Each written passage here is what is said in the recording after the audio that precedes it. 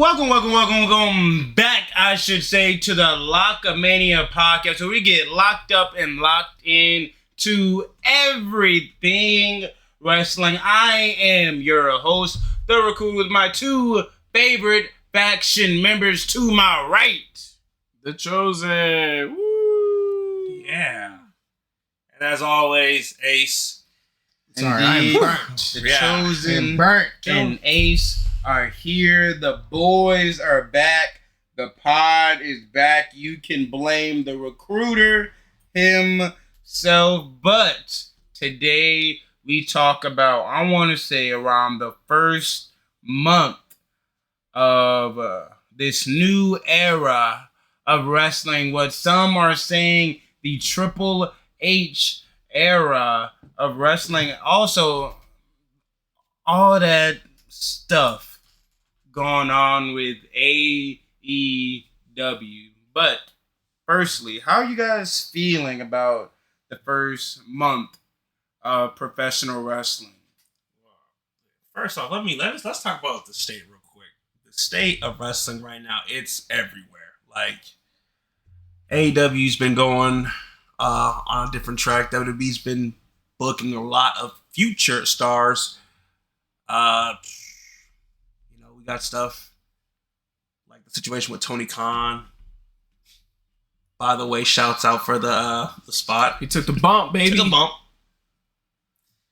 But boy, man, if I had to start anywhere, I would love to start with first. Congratulations of Swerve Strickland. Oh boy, yeah. Oh boy.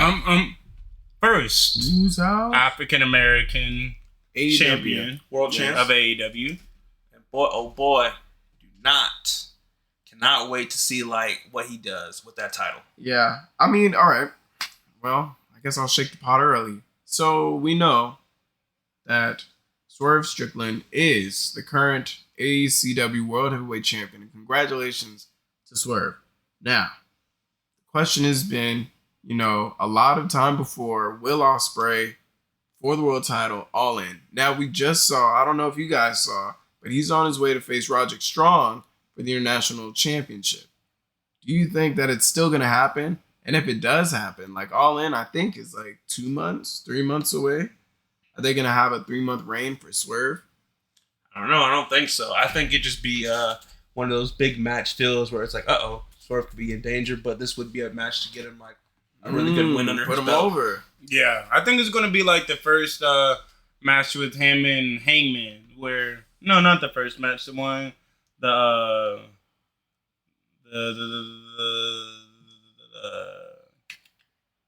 Extreme Rules one or whatever it was called. Okay, yeah. Yeah, I think it's going to be a match like that. Something to put Swerve over. I don't say he kind of needs it. He obviously has the in-ring confidence. I feel like where he lacks is kind of the on the mic and stuff and things of that nature. But you got to think about, that's Will Ospreay. He just had probably easily a match of the year candidate match with Daniel Bryan. And think about it. That one match was looked at a 2-year-long storytelling match with Roman and Cody. And they're saying, all right, which one's better? Because that match was like chef's kiss. Honestly, I feel like, and I don't know if, people will agree or disagree or whatever, but I feel like the style that we saw in that match, Will Ospreay and Bryan Danielson, thank you, was a New Japan style match. That's what I chopped that up as. I've seen Will work in New Japan. I've seen Bryan Danielson work in New Japan, and that's what I figured it would look like. And I feel like, for a long time people were like, New Japan was not on that standard, but I feel like they just didn't give it the shot, because now we're watching that style of wrestling all the time, and that's what people are here to see. The Will Ospreay, Konosuke, the Will Ospreay. Who else was that? That he just had that physical match with before it was Bryan Danielson. Fletcher. Yes, Yeah. Kyle Fletcher. Like him and Cesaro. You know, like it's that style that's been adopted in New Japan, and now they're just bringing it over to the US. And the reason is because it looks like, and it is, heavy hits. Like that's what people want to see. Absolutely. People that can move in that ring and like really take it to the limit. Yeah. Push the pressure, really. And it feels like combat, you know, like there's a flashy aspect to it, but it feels like combat. And I think that's something that really was shown out in this match with Bryan Danielson. And I think that's why it went so far, was because you had the flash, you had the Will Ospreay jump moves, you had the, you know, the flippy doodahs and all that. But you also got the technically, you know, sound, you know, take them down, grabs from Bryan Danielson. You got the heavy hits from both guys. Both guys really heavy-handed. Will with the chops, Daniel Bryan with the kicks. It was just, you know, I thought it was amazing. Amazing. I was worried at the very end, you know, with the whole finish. But man, I was like, bro, and you knew it was gonna be. Yeah. And then I also feel like that's where kind of AEW and WWE have their split, just because AEW is kind of partnered, inspired, whatever you want to say, by so many different brands. They have so many TNA guys. They have so many NJPW guys. They have so many WWE guys. It's just like, how can we make our product different? And I feel like where they go to is just like their matches. Because me personally, I feel like an AEW pay-per-view can probably outshine a WWE pay-per-view any day of the week. If it's just like a normal pay-per-view and both are on and I'm just looking at matches, not looking at stories, I feel like AEW will have hands down better matches, but the storytelling of WWE, AEW can't compare to in the slightest. I'm glad you brought that up. I want to circle back to that later on in the podcast, but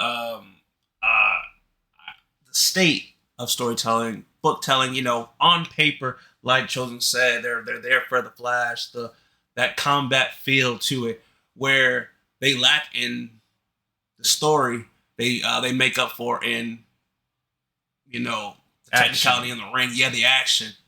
Yeah, I feel like we're getting there though. I think AEW does a good job of like feeling like a real sport in terms of like the way that they tell stories. Like the whole CM Punk thing, like they turned it into, yes, it happened. Yes, he shot on, and I don't even know if we really want to get into that. But yeah, he shot on AEW, blah, blah, blah. And they showed the footage. Everybody freaks out, but they used it. The footage was to get the mind. You know, everybody thinks that was about CM Punk, but I feel like now at this point, it was about Jack Perry. Getting the mind back on Jack Perry. Then Jack Perry does a show in Chicago. Then he comes back to AEW, and now we got this, you know, cool story unfolding from, you know, what happened in real life. Indeed, but I will say right now, this Tony Khan situation is not my cup of tea in the slightest. Now I've watched videos with, you know, other creators. Shout out to Suplex, Stonty Zap, Wheezy Blonde, people like that. Those are free shout outs, by the way. I don't like is CM Punk says, I did this. This is what happened. I'm in the wrong, whatever. Well, he may not have said I'm in the wrong because that's CM Punk. But Jack Perry comes back. First thing he does is literally put his hands on Tony Khan. So it's just like, what is going on? CM Punk lunged at Tony Khan. Jack Perry punched this man in the gut. And now this man on ESPN with the neck brace and everything like that. What? Okay. All right. I'm going to tell you a story. So I don't remember what it was, who the actor was. But back in the territory days, Jerry the King Lawler had a thing with a comedian who was on SNL and whatnot. And what happened was, you know, the guy would come out and he would face women and, you know, in shoot matches where he would wrestle them down. And, you know, if you could beat him, then whatever. But he was like the guy that was like, beat, you know, and there's no woman that could, you know, beat me. And he got a lot of heat for it. So eventually, you know, he's mouthing off at the crowd, and Jerry the King Lawler comes out and hits him with a pile driver. For months afterwards, he wore neck braces on interviews. He wore a neck brace on SNL. He wore a neck brace, whenever you saw him like moving in the public, he committed to the kayfabe of the spot. And that's what Tony Khan's doing. Like it makes it so that it's not like they laid him out on Wednesday and then on Thursday he was fine. So what's the difference between CM Punk and Jack Perry? One was probably meant to happen, and the other was blind rage. For one.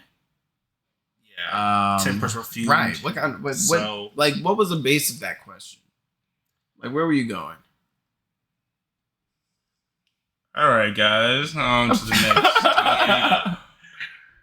You just went ahead and talked about AEW, Tony Khan, all that good stuff. But let me ask, how do you feel like AEW is doing so far? I feel like my issue with AEW right now, we've gone to shows, we've seen it, but I feel like AEW is in that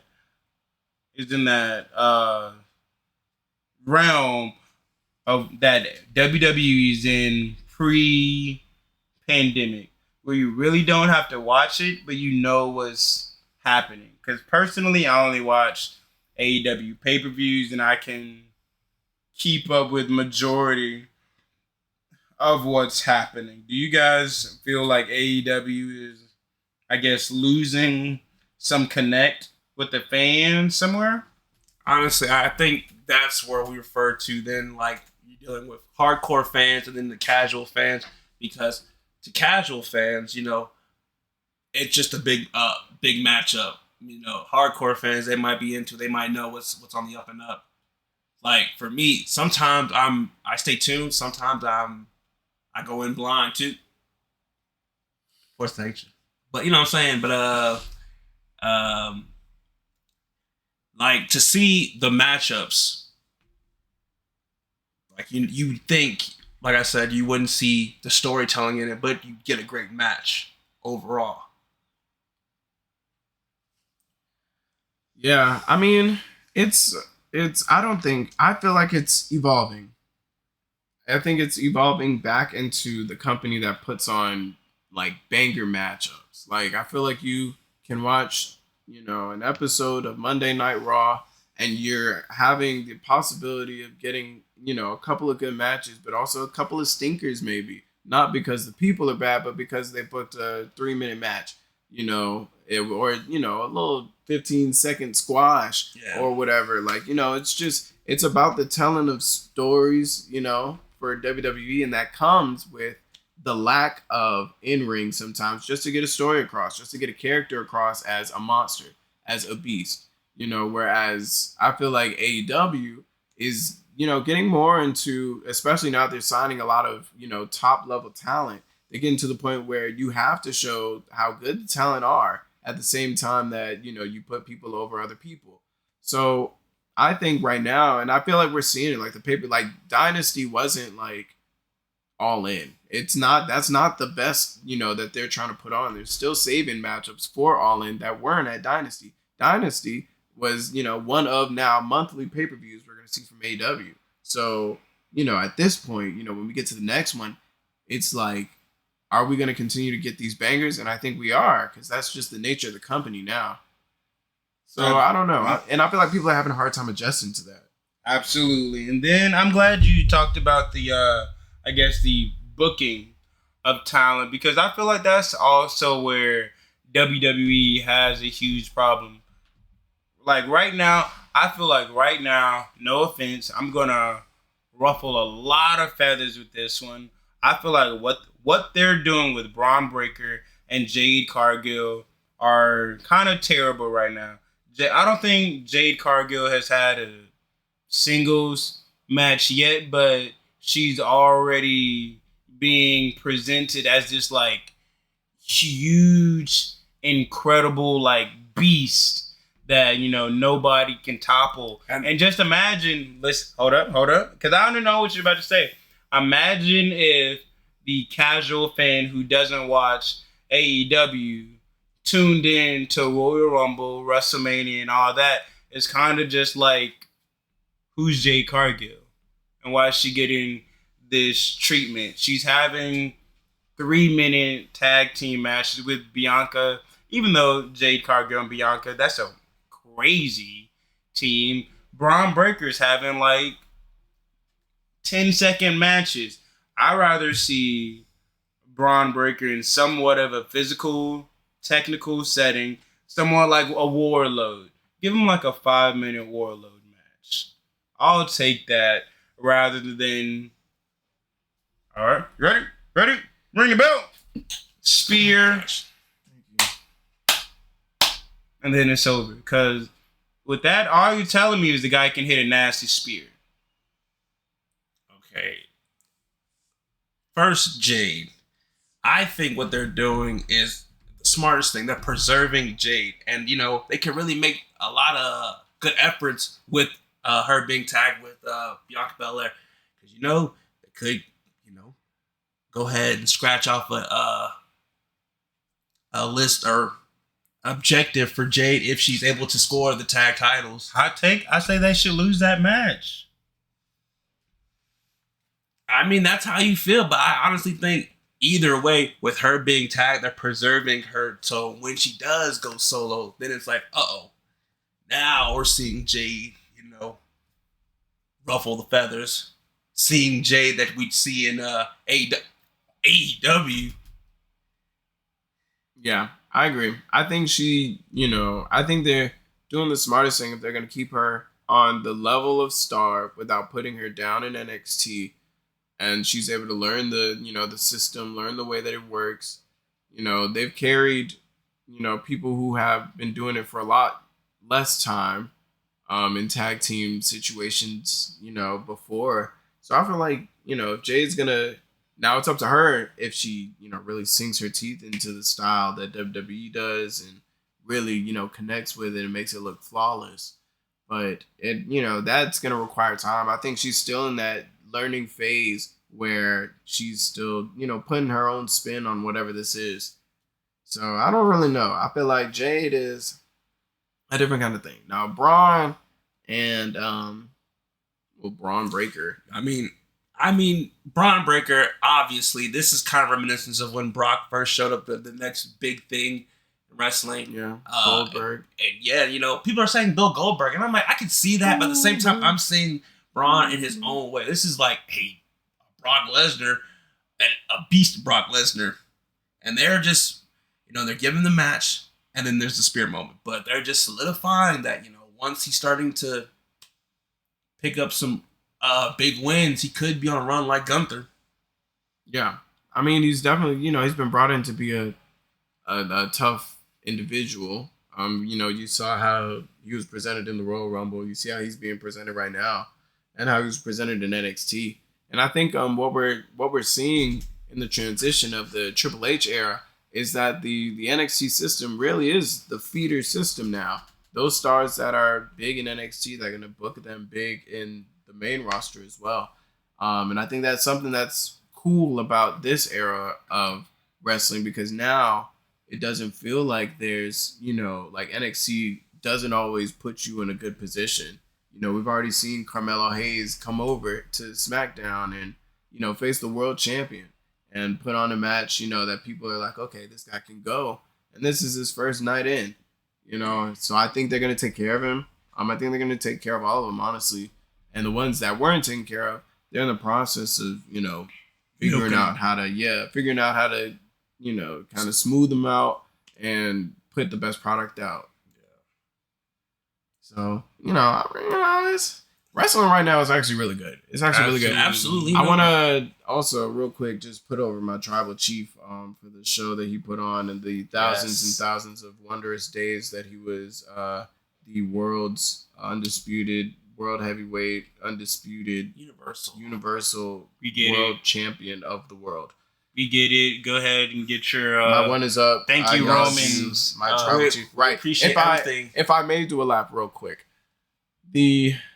however long that it was, I feel like it was like 3 years. 3 years time that Roman Reigns was the champion of everything. We got to the highest we've ever been in this industry in WWE. It was the best the stories had been from a like emotional standpoint. You had Jay turning into main event Jey Uso. You had Sami Zayn coming back. A resurgence of Sami Zayn. We got to see bookings for LA Knight get up, for Drew McIntyre get up, for Kevin Owens to get up, all back in the title picture Drew and stuff. McIntyre. Yeah, I thought. Who did I say at the end? Kevin Owens, maybe. I don't know. I think I don't know. But like it was just a real rise. We saw the rise of Solo Sikoa. He went from a guy, that had the North American Championship right before he got called up, and now, he looks like a main event star. That's what I'm saying. We got Jimmy Uso, who may not be, like the biggest guy in the world, but this storyline turned Jimmy and Jay from the Uso twins to individual people. And they got to see. All right. And they got a singles match on at WrestleMania as well. So like, I mean, now of the quality, I digress. We definitely need to run that back in SummerSlam. I mean, but the point of the matter of the fact is that they were on the card for WrestleMania, where people don't even get to WrestleMania in their careers. They had singles matches as guys who were brought up in tag team wrestling. Like, that's kind of crazy. So yeah, overall, all in all, the Tribal Chief was the best thing to happen to WWE since Bruno, and then Hulk, and then Stone Cold, and then The Rock, and then John Cena, and then those are the hands that hold up the medal and honor of holding the trophy that says Tribal Chief, because he's the greatest of all time. And he modernized the greatest of all time. I refuse to hear anything else. I guess you can say that. I will admit that Roman Reigns did become champion at, the time of need. Shout out to Avatar. And, he just lost it. But this is where I feel like WWE fans have an issue. I want to make a video talking about the real issue with WWE fans, or just wrestling fans in general. We wanted this Cody title reign for a year, and he hasn't even had the belt for a month, and people are already turning on him. I will say the promos are, kind of getting a little lackluster. It was one promo. I'm hearing the same song just with a different beat. But I'm just like, and Carmelo was his first match, but I'm just like, come on, let the guy have a defense or something. Like, let him really get the ball rolling with Jay. Like, I understand where people are kind of saying, like, why are you still stuck on WrestleMania? Why are you thanking Seth for so much? But I don't think a lot of people are really giving Seth for his flowers. You're right. Maybe for WrestleMania. Like, that man deserves a long break. But how do you guys feel about the fans? And with the whole "We Want Cody" stuff, that was definitely pre-WrestleMania. But how do you feel about the fans just basically turning on Cody after he got the title as well?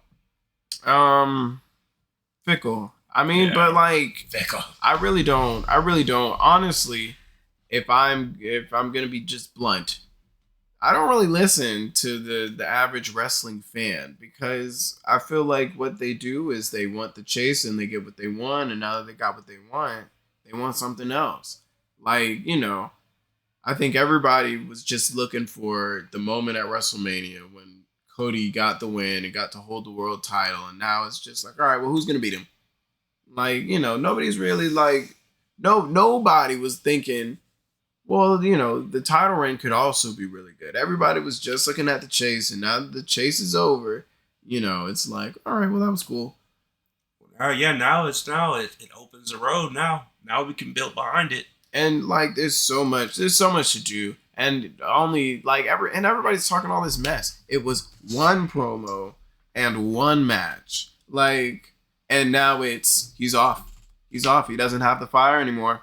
He doesn't have that mess. Well, I hate to say it, but there is one thing that is sorely missing from this situation now between Cody and now it's AJ Styles, it seems, and that it's AJ Styles and not the Tribal Chief. When you up against Roman Reigns, naturally it's just gonna feel bigger. So I feel like everybody, they need to get it in their heads that he went to WrestleMania against the Tribal Chief, against the greatest in the world, the greatest there's ever been. So now, these other matchups, they're not gonna be Roman Reigns, but you still gotta let it cook. Like, I feel like everybody is just so quick to do. Well, the wrestling fandom is so quick to do that. So I honestly, I don't care. I don't really have an opinion on it. I think that it's fickle and folly, but that's what I expect from the average wrestling fan. So, absolutely. And one thing I feel like the WWE is kind of Fed. Is kind of making their use of the Fed. Whatever. What WWE is doing very, very well is, one, the use of content creators. Secondly, WWE is acknowledging the fact that we know stuff and that we will go back on stuff and look it up. For instance, I believe AJ was the last person Dusty fought in WWE in any kind of match. And now, obviously, AJ, Cody, Bullet Club. And now it's AJ, Cody. I feel like when everybody saw Cody, AJ, LA, you kind of looked at it, you saw, LA kind of had his time to be the world championship guy. There's no point. Oh, sorry, guys. There's no point to kind of revitalize that now when he can kind of take a loss. In my head, when you can give it to AJ, and that can be a whole nother thing right there. It's when I say AJ kind of needs it after being on the fall with that last match rivalry he just had. I mean, It's a no for me, dog. I like AJ Styles, and he's from Georgia. Shout out, Gainesville or whatever where he's from. Boy. But you would like seen Cody LA? No, I don't think it matters. I don't think it matters to me. I think it's how we get through all that and get Cody as champion, and we even talking about somebody else being champion right now. I think Cody's going over every time. Absolutely. I just want it to be a cool build. I just want to see the chemistry get cool, and the matchups are really good. If Cody loses the title, I would be shocked. Honestly, I would be shocked if Cody loses the title, but. I feel like if they do a surprise thing, that's cool booking because you're catching people off guard. Right. And, it just makes other people, top level contenders. But at the same time, you got to think, everything that they just went through with Cody Rhodes, now they could go back to the chase, but that would be that dusty booking. And I think Cody wants to stay away from that. Yeah. Absolutely. Also, I feel like with Cody Rhodes, there's only a handful of guys that should honestly beat him. If we're being real. That's what I want. Roman, Randy.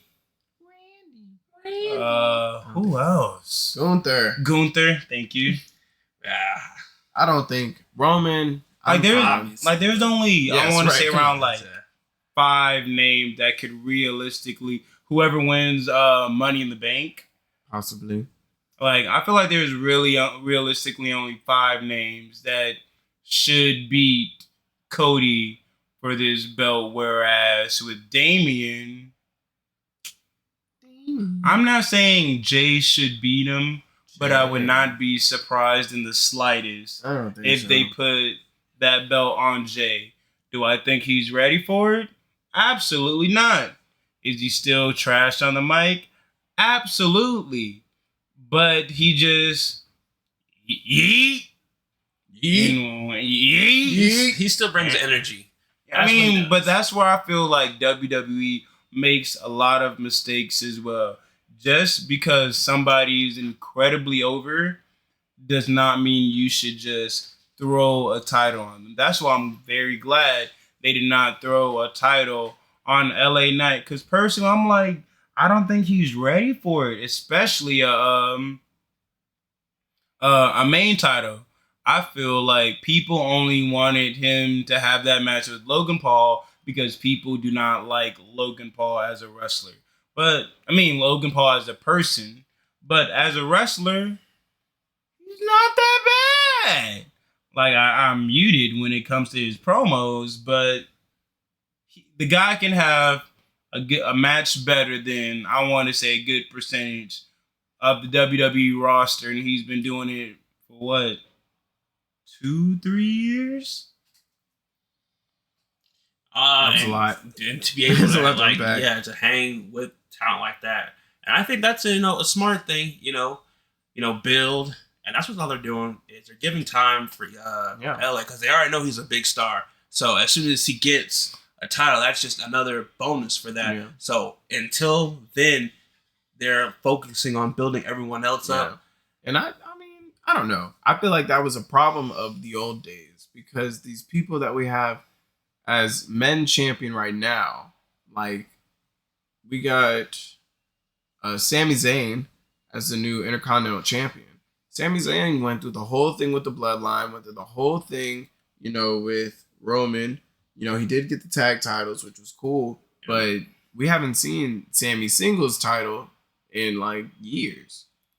It's just the whole conspiracy thing, right? I believe exactly. And then the other guys that are on top, like Cody Rhodes, just got the title. Like he's been in WWE for a minute and no title. Jey Uso's been main event Jey Uso for a while, still no title yet.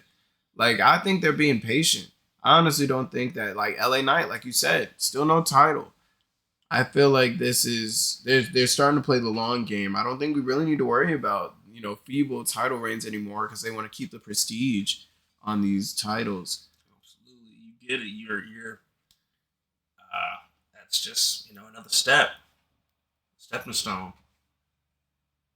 Yeah, absolutely. I feel like as time goes on, we're gonna see if it all works out. But I got a lot of good faith in Triple H and Paul Levesque. Oh no, I feel like we saw Michael Cole say it. We've been seeing, well, at least I watch a lot of YouTube with wrestling videos and wrestling content creators. We heard Michael Cole say, "I love professional wrestling," and I don't know if you guys know, but that was kind of a big, no when Vince McMahon was around. You said sports entertainment,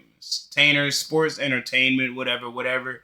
It's kind of like something that pro wrestling was like banned from being said, and I feel like now is the best time in the world to be a wrestling fan because it's still kind of nerdy and things like that, but I feel like now you can kind of tell somebody, "Oh yeah, I watch wrestling," and they're gonna like, "Oh yeah, I think I saw like, isn't like The Rock back or something, like isn't like this person? I saw The Undertaker." Like something more is gonna be brought up now rather than how do you watch that? Isn't it fake? Like it's coming more mainstream. Indeed, it's about to be on Netflix. Oh yeah, that's going to be interesting because I also hear about like the ratings possibly going back to back like TV 14, I believe. Yeah. So yeah, I did hear that this last episode, I believe, was the whole last thing with PG. Time will tell, but hopefully if we do, that just means like they're starting to watcher. Absolutely get back into it. But speaking of like wrestling, what about this women's title? Rhea gone, current new champion Becky Lynch. Smart idea, but to me, I think personally they could have benefit off someone completely fresh. That way, like someone like Shayna Baszler. Or Nia Jax. Okay. Hold up. Before, let me get my 2 cents out. I feel like Becky was the best option just because I feel like every semi, if you're more than a casual fan, you know what's kind of going to happen with this whole title thing. So I feel like Becky was the best person. They can build up whomever takes it off Becky, whether that be Liv, whether that be Nia, whether that be Tiffany. No, Tiffany's on the other brand. But whatever.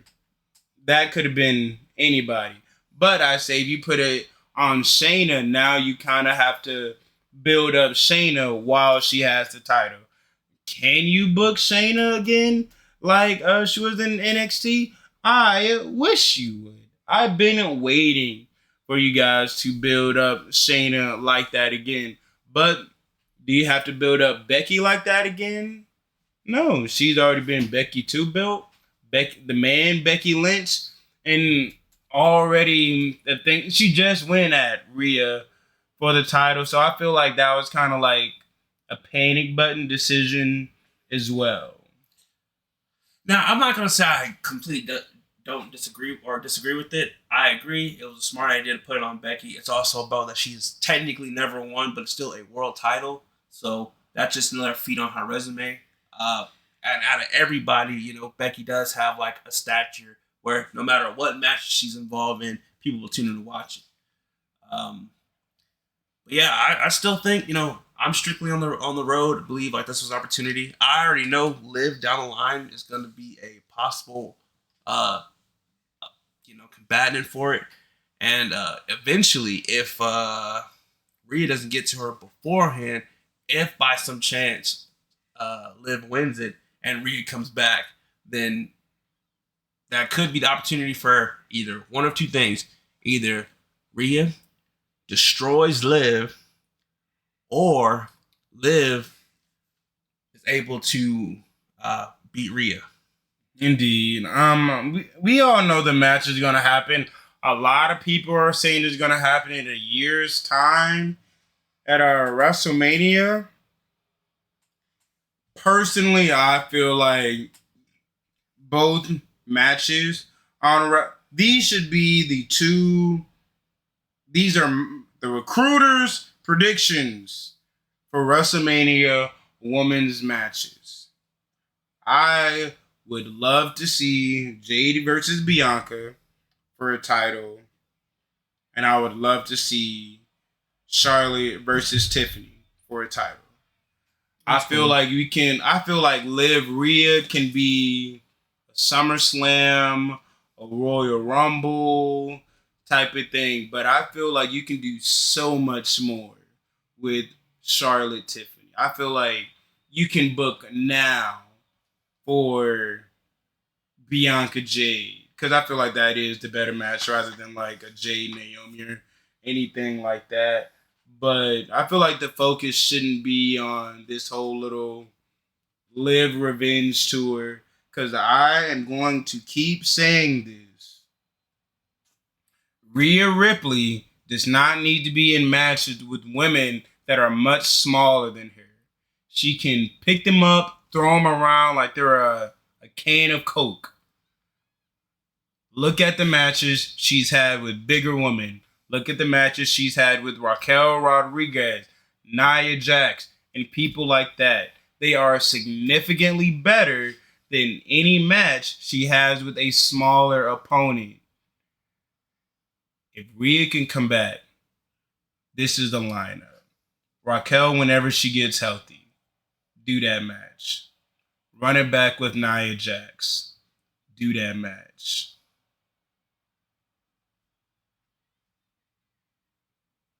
Charlotte, do that match.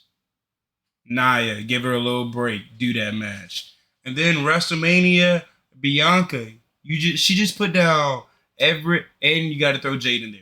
She just put down 6 different powerhouses, and I bet those are going to be amazing matches. I can tell you, you probably won't throw Jade in there, because by the time Jade runs into Mommy, it'll be on a much, much bigger stage. Oh my God. I think. Oh my God. Jade versus Rhea? Oh my God.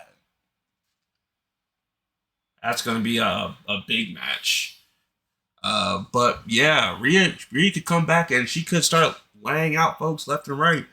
But honestly, like I said, with Becky being world champ, this kind of gives a little reign for everyone to build a little bit more. I like to see the evolution of Liv and this revenge tour. I love to see a little bit more involvement from Shayna and Nia. Heck, even get Zoe, a little run or two. I feel like, I hate to say it, I feel like Shayna's in that cusp that Dolph Ziggler is in. You're respected, but it's just the WWE's not gonna use you. Like, why has Solo been owing 50, 60 plus, and 14 of those matches are LA Night, even though they're live shows and stuff like that? Shayna Baszler is underutilized. Very I underappreciated. think yes, I think you just said it with your own lips that she's. I think it's the difference between Dolph Ziggler and Shayna Baszler. Shayna Baszler's a killer. Dolph Ziggler, yes, could have been another world champion. Yes, could have been a great seller in the ring, great worker for sure. But he doesn't feel like a Brock Lesnar level talent in his division. If Shayna Baszler was booked like how she was booked on NXT, the battles against her and Liv Morgan, the battles against maybe her and Naomi, the battles against her and these other talent in this women division could raise the level that they seem like they're on if nobody can beat Shayna. I feel like everybody is looking at this the wrong way. I think you had it right on the money, Ace, with it should have been Shayna, because you know how you build Shayna up while she has a title, have her retain. That's it. Absolutely. That's it. It's that easy. She gets the title. Sure, if people are unsure, watch this first defense. Oh, that was nasty. She almost broke her arm. She stepped on her. It got nasty and stuff, like how we know Shayna Baszler could be. Then it's like, oh, wow. Like, I just cannot. I've never been a fan of Shayna Baszler on main roster. Shayna Baszler in NXT had me in shock with the aura that she brought. Whenever Shayna Baszler was in a match, it was like, is that other girl gonna win? Is she even gonna make it to the end? You saw and if she did in that Elimination Chamber, right? You know what I'm saying? Like, it's just WWE is dropping the ball on the kind of talent that Shayna Baszler is. Shayna Baszler is They're dropping the ball on a lot of talent, if we're being real. But Shayna Baszler has the ability to, like, me, in a perfect world, it would be Charlotte Flair as the champion on SmackDown, being the standard bearer. You want to be the top of the world, beat the queen, SmackDown. And on Raw, it would be Shayna Baszler. A different, completely different style, but the same kind of, like, if you want to beat me, you got to do it for real. Like, I love Liv, and I love, and even Rhea. Like, I love Rhea. And Rhea feels like a killer, but not in the same way that Shayna Baszler feels like a killer. She feels like the kind of talent that's really good, can put on really great matches, but goes over because, not necessarily because she's the more dominant, but because, right now she's the more over. To me, Rhea is kind of like the high school bully. Like, bigger than most people, stronger than most people. It's just like, you can fight back, but we both know what's going to happen in the killer ways I feel like you're talking about. I feel like with Shayna Baszler, she's the quiet kid that sits in the front of the class that you don't know is like a black belt in jiu-jitsu.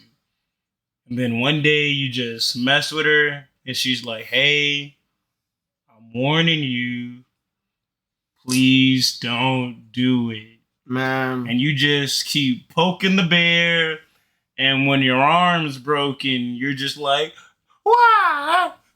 Why you do this to me, Shayna? I think that's bull crap, though, because we did see her do the jujitsu. We saw her lay people out for time and time and time again. Choke people out. And now, you know, when under Vince's hand, it was bad. But I feel like Paul Levesque, if he drops the ball on Shayna after having Shayna in his corner, like she was the champion when they took the black and gold to the next level. Like, what are they doing? I just don't know. Indeed. She should win the Money in the Bank. She should win Money in the Bank. Yes. What about the Revenge Tour? No, I think it still could happen, but I don't think let it think go it needs, around the world or whatever. Yeah, I don't think it needs to be interjected so quickly. But I definitely agree that Shayna should win Money in the Bank. That'd be crazy. Because even if she does get it and retain, you got to think, if she's able to make it back to Rhea, there is history there from the black and gold days. Now it's the opportunity for, is Shayna going to get it back on her, or will Rhea get it? Absolutely. But, you know, I was watching some hoops the other day while I was watching some WWE streamers, and it dawned upon me, who are the Michael Jordan, Kobe, and LeBron of WWE? Easy. I got you. Can I go first? Roman Reigns, and Roman Reigns. Thank you for your time. Thank you for attending my TED Talk. I'd also like to say Roman Reigns, Roman Reigns, and Paul Heyman. The wise man. Can you be realistic about this, please? Okay. Roman Reigns, and Roman then Reigns. yeah, I think. Oh so. wait. This Roman Reigns. Yeah. Yes. Oh. Yeah. Yeah. I mean, and I guess Roman Reigns. Yeah. I guess Roman Reigns. Why not? Yeah. You know. I mean, if you anybody. think about it, with the span of 4 WrestleMania main eventers, he has trekked a monumental, historic reign, modernized time, by the way. You know, put his name in the book. That's a name you don't gotta ever worry about. Tribal Chief, acknowledge him. Acknowledge him right now. My one is up. Huh? Forget about The Undertaker. The Undertaker. Forget about The Undertaker. Okay. You don't have to. The Undertaker was amazing. He had the greatest streak at WrestleMania that will ever be done and has ever been done in wrestling history on the grandest stage of all. The Undertaker is a legend in this business, a multiple-time world heavyweight champion. But you know what he ain't? The Tribal Chief. And All that right. just, you know, All it's right. not a bad thing. I got a question. Because I Alright. saw this on Twitter. And let me finish it before you interrupt. Okay? Okay.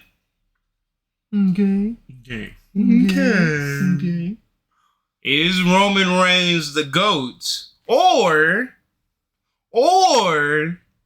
does he just have the greatest title reign we've ever seen? Oh. I think the answer lies in the question. I think he is the GOAT because we saw the greatest title reign we've ever seen. That doesn't mean anything. What do you mean? What? What do you mean? That means a lot. What do you mean? That doesn't mean anything. Michael Jordan had a 72-9 team. People still argue that Kobe better than him, LeBron better than him, and things of that nature. Yeah. Okay. All right. Okay. You got that. Michael Jordan doesn't have the best record, right? But people still see him as the GOAT. You didn't ask me if Roman Reigns was Michael Jordan. You asked me if he was the GOAT or if it's just because we saw the greatest title reign of all time.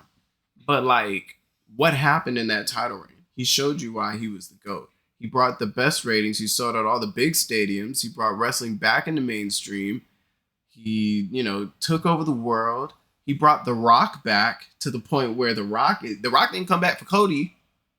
He didn't come back for Seth. He came back for Roman Reigns. He beat Brock Lesnar. He caught the microphone and he didn't even look. He winked.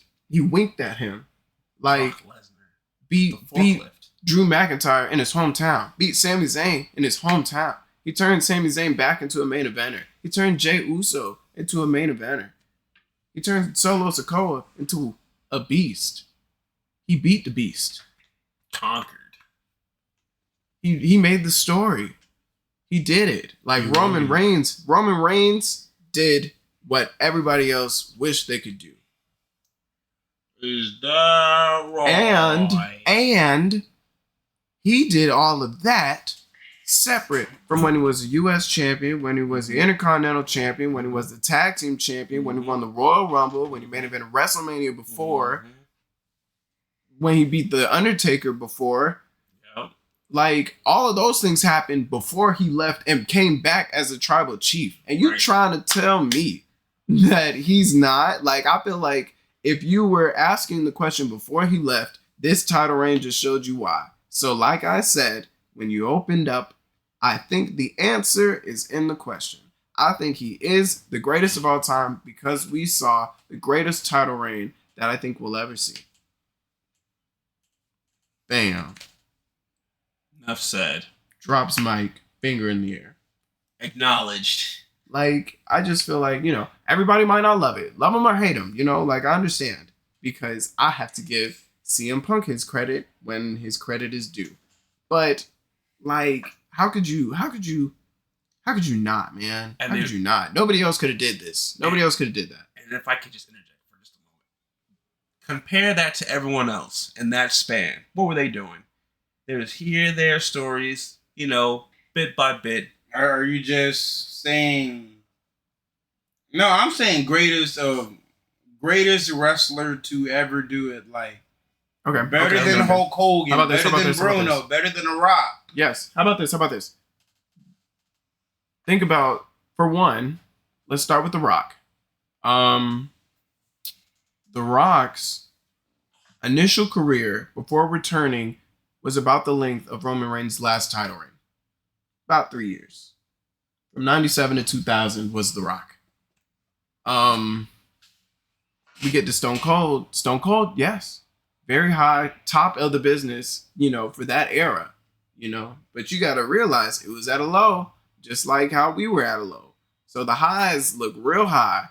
But, Stone Cold, he's popping the buildings. He's doing all the mess. But everybody wasn't saying Stone Cold was the best of all time when he left. Not everybody. Some people were saying The Rock. Some people were saying Stone Cold. It's not an argument right now. It's Roman Reigns, or you try to convince me of somebody else that's of that stature right now. So that's my argument for that too. Now, Hulk Hogan had the kind of title reign that you see from the territory age. So naturally, of the same esque time frame of our tribal chief, Roman Reigns, of modern day. But his were over, the span of different title reigns.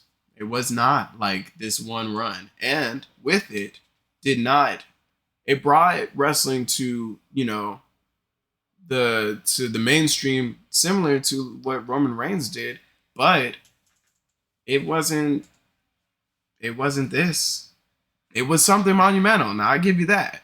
You talk about people who's had, championship, or just levels of stardom that have equaled this. Hulk Hogan is like the second biggest guy. Bruno Sammartino, if you ain't a wrestling fan, who's Bruno Sammartino? You know what I mean? But they'll know who Hulk Hogan is. But Roman Reigns, in terms of like what he did, like, sure, wrestling wasn't as top tier when Hulk Hogan started, but it wasn't down bad. It wasn't out sad. So, I don't know, man. Roman Reigns, for me, the best ever. And this just say in modern times as well. I know, modern time for sure. I don't think anybody can beat him. I don't think anybody on the complete WWE, AEW, NJPW, TNA roster could really hold a candle to Roman Reigns when it comes to who's the best to ever do it. And I mean, we're talking about it's the fact that we're talking about this should explain why it is so. If people were talking about LeBron was the best that there ever was, after he, got 2 rings, then it would be like, okay, I understand. Like, this is Roman Reigns' last 3 years versus guys' careers. We're talking about the career of Hulk Hogan. We're talking about the career of Bruno Sammartino. We're talking about the last 3 years of Roman Reigns' career. Like, not even the end, and damn sure not the beginning. You know what I mean? Like, I feel like if we think about the fact that we're having to argue, that Roman Reigns might be the greatest of all time when he's not even done yet, and those guys are finished. And we're trying to figure out, is it, but we're really just looking at this chunk that we just got out of. Nobody's talking, like I said, like when he was U.S. champion, Intercontinental, and all that jazz.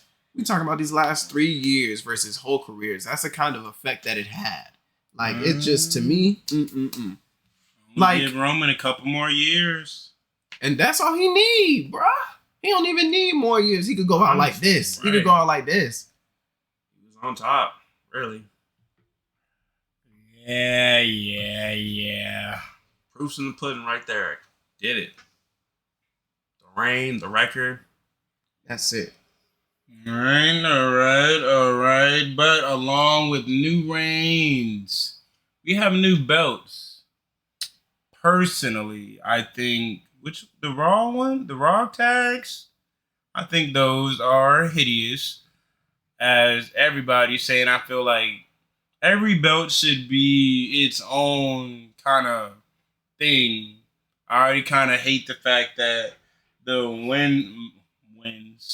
men's and women's are basically the exact same thing. One strap is just white, but everything else is the same. I feel like they kind of did the same thing with the tag belts, and they were just kind of like World Tag Team Champions. But them SmackDown belts, man. Oh my God. I almost had to change my drawers when I saw those. Woo! Man. I do like the SmackDown tag teams, but like you said, they're their own brand. They're supposed to look different and everything, their own significance and stuff. Me personally, I have no problem with the Raw tags. I don't dislike them. I just like the SmackDown better. Yeah, the SmackDowns I think are better. I don't like them at all.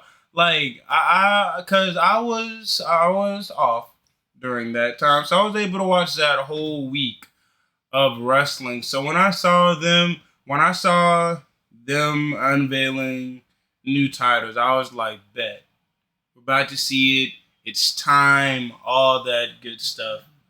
And then I saw that and I was just like, that's the belts? Like, it didn't bring me any excitement. I looked on Twitter, kind of, the same reaction. I saw the HD photos and I'm still even like, But the second I saw them SmackDown belts, I'm like, that's like a mix of when I first got into wrestling in like 2005, 2006. And it gives me like a little mix of, oh my God, of like a European title as well. It's like, to me, it's probably one of the best belts in wrestling right now. I wouldn't. Well, I definitely think they're a cool design. Yes. But yes. I definitely think there's still some pretty cool belts out there. I do. I like the very golded up designs that they're going with for these WWE titles. I'm here for it, but like I said before, I don't dislike the Raw. I just like the SmackDown more. But it to each their own. It is what it is. It is what it is. Now, while it seems like we pretty much touched on a lot of what we were thinking about talking about. So, let's get to the nitty gritty. Nitty gritty. What do y'all think about this? The CM Punk and AEW I'm a CM Punk guy. So, oh really? we talked about it off off the air, but my thing about it is CM Punk in the right. Absolutely not. Is AEW in the right for releasing footage almost 3 months out after an incident? Absolutely. I would have did the right thing, especially if my business was kind of, not doing so well. My only issue with it is two issues. One, you're going after somebody who kind of like can't defend themselves in a sense. Second one is I feel like you're doing it with no cause behind it because you can't. CM Punk's not there. What you gonna do? Have a match? Like, so I feel like all this energy and time and everything they're doing with all this Jack Perry EVP stuff, you can put into something completely different instead of like keep trying to get this ball rolling of business and engagement with CM Punk. Because I feel like even though CM Punk, saying his shots on Twitter and everything, he's not saying shots on TV or anything like that. Shots regardless though. And you gotta think, it's one thing to do it, and it's just a side. Really, when you think about it, it's opportunity for Jack Perry as well. They turn a negative into a solution. Use this as a spark for Jack and his new run in AEW. Man, because right now, honestly, I don't think outside the video. I mean, they released it. That's on them, but they can still use what's been done to like. Go ahead, talk, Dean. Man, I think the whole CM Punk fandom is fickle, hypocritical. Oh my lord! How could you say that? CM Punk's not there to defend himself. CM Punk's not there. What are you gonna do? AEW wasn't in that interview, but CM Punk said whatever the F he wanted.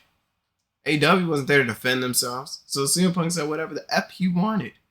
Like, I just feel like everybody that is looking at this and feeling like AEW, like it feels like to me with the CM Punk fandom that it's like everything happened on the interview and it sounds outrageous or whatever, but he's CM Punk is the first person to speak on this whole situation. Nobody's talked about it.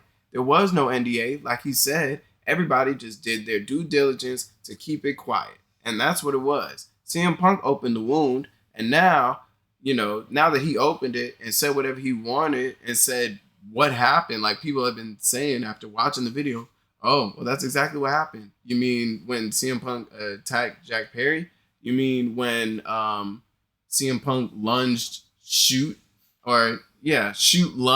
at Tony Khan? That Tony Khan can't be fearful of his life after, he is just a regular guy in a world full of super athletes, pretty much. That CM Punk is, that he did all of that. We saw it. He said it. And then nobody wants to address that. Everybody just wants to move on and go, well, AEW shouldn't have shown the footage. Well, nobody was addressing CM Punk when he said what he did. It was the wrong, and he said he did it. And everybody went, oh, that's CM Punk. Then everybody saw it with their own eyes, and still everybody's like, oh, that's CM Punk. And then here you are telling me that, AEW is wrong for speaking on CM Punk when they were doing whatever they wanted to do. No. I mean, they're wrong for keep pushing it as far as they're pushing it.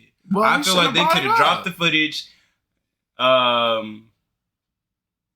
Evie Styles could have said like they 2 cents, and it could have been that. And But that's why? it. Why is Now it they that? keep going? Why is it that at CM Punk That's gets to my make issue. the marker on how much can be said about that, on how much can be done about this whole situation? Like if you didn't want the whole thing, if you didn't want all the mess, you shouldn't have opened up the crate. That's all I'm saying. Like you still trying to AEW is burying this. Who brought it up? Whose fault is it that this is even being a conversation? Because if CM Punk didn't bring it up, I guarantee you they would have went differently about this Jack Perry thing. But when they now, Jack Perry's getting ready to come back and they see, well, CM Punk just told the story. Now they get the opportunity to go, well, shoot, I guess, we might as well just show the footage. At this point, there's nothing to hide. We're not hiding nothing. Let me say this about the footage. When CM Punk said, oh, like, I did this and that, I'm thinking, like, high school-ass fight. Probably around 2-3 minutes. You probably got some hits in. They probably backed up on, like, what's up, all that good stuff. Then it got separated. When I saw the footage and saw it was like literally push, attempted punch, guillotine, lunge at Tony, and that's it. And I'm just like, not like, is that it? But kind of like, is that what they were complaining about this whole time? Like, me, I expected so much more out of that footage rather than what we just got.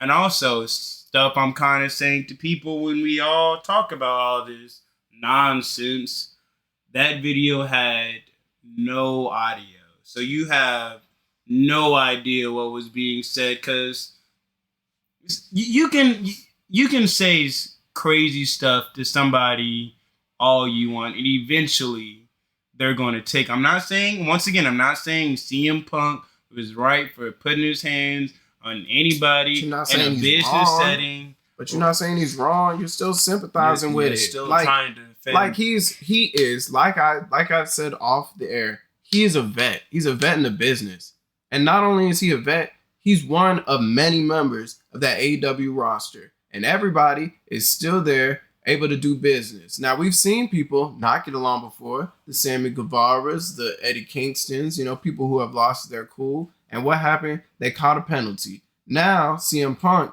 does whatever he wants, and the fact that there's any kind of repercussions seems crazy. But it's not. Like, CM Punk should have been able to, regardless of if somebody was ticking him off so much, he felt like he had to get physical. He won in a million and don't know how to hold his temper enough to handle things professionally. It wasn't professional, and he deserved to get fired because of it. So, like, the fact that everybody is still, like, just like I said just now, when you were saying that, like, I'm not saying that CM Punk wasn't in the wrong, but you're not saying he was. That's the problem. Defeats the purpose. Yes, you're still trying to convince me that what he did was justified, when I don't care how he felt. Jack didn't put his hands on him. Jack didn't lunge at Tony Khan. And then Jack didn't, after all that, when everybody wasn't saying nothing, tell the whole story. It was a choice. Ari Emanuel asked him the question, yeah. But he made the conscious decision to go, well, here's the kayfabe. Here's the behind the curtain on that. When he didn't have to. And now, after he did, all we talking about is AEW shouldn't have shown the footage. Now, maybe they shouldn't have. But why is this even a conversation? Like, let's get to the nitty gritty. And the point is, CM Punk started it. Now, what happens after? It's not even up to him no more. But the fact that this is going down, I say it's his fault. And yeah, it is what it is to me. It open up the past, and they just chose to run with it. And like I said, no matter if it was out of negative intention or positive intention, they can still circle it around Jack Perry and his come up, or the new whatever momentum wave they're gonna put him on in AEW. It could be, fine, CM Punk said it, but still, it's all about presenting Jack Perry and getting eyes on him again. Indeed, but this is completely random. Have you guys been hearing about Darby Allin? Like, he got hit by a bus. He's just going through it. Yeah, tough. Whoa, times are tough, But hey, survived. Went to a show after that. Yeah, you know it's gonna take hell and high water to stop Darby Allin, but Glass spots. real But- glass, Last thing. real glass, punk. Wow.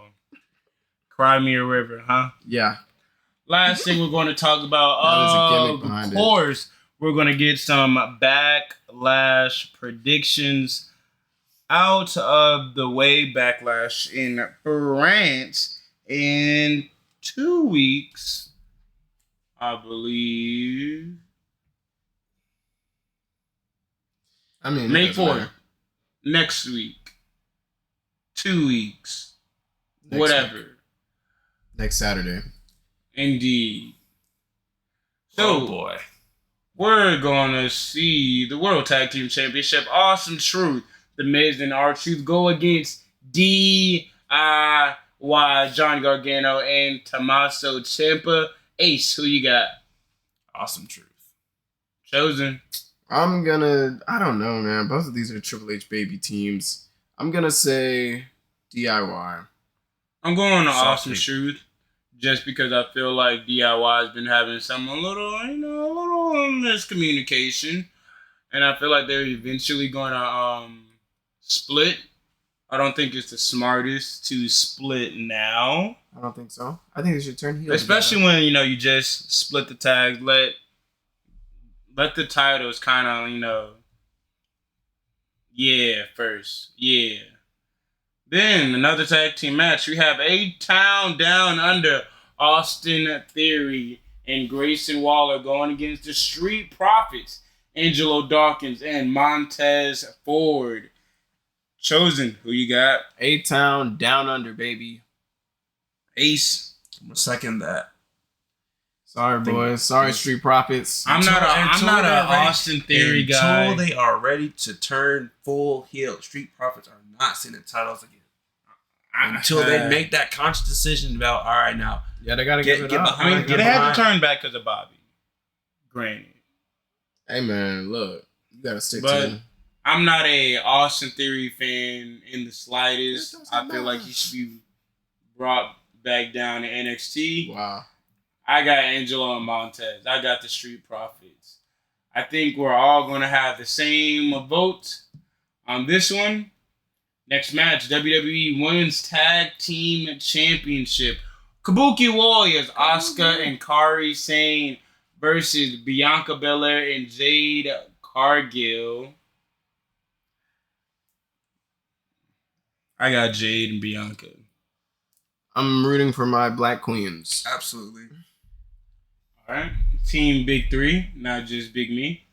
Now, never mind. And then Intercontinental Championship. Wait, no, wait. Kevin Owens. Oh, sorry. And then we have Kevin Owens versus what CBS is saying either Solo or Tama. I hope it's Tama. Yeah. Huh? I hope it's Tama. Yeah, I feel like Tama would be the smarter match. I feel like Solo's kind of being marketed as not the tribal chief, just like the guy in charge Yeah. right now. So I feel like if Kevin's going to lose. I also want to bring to anyway. attention that Roman did say that Solo could be aligned to be the Yeah. tribal chief. Just put that perspective in the events of like what could happen down the line. But I mean, Solo, Tama. Solo wins, Tama wins. I got Bloodline. Yeah. Same. Bloodline.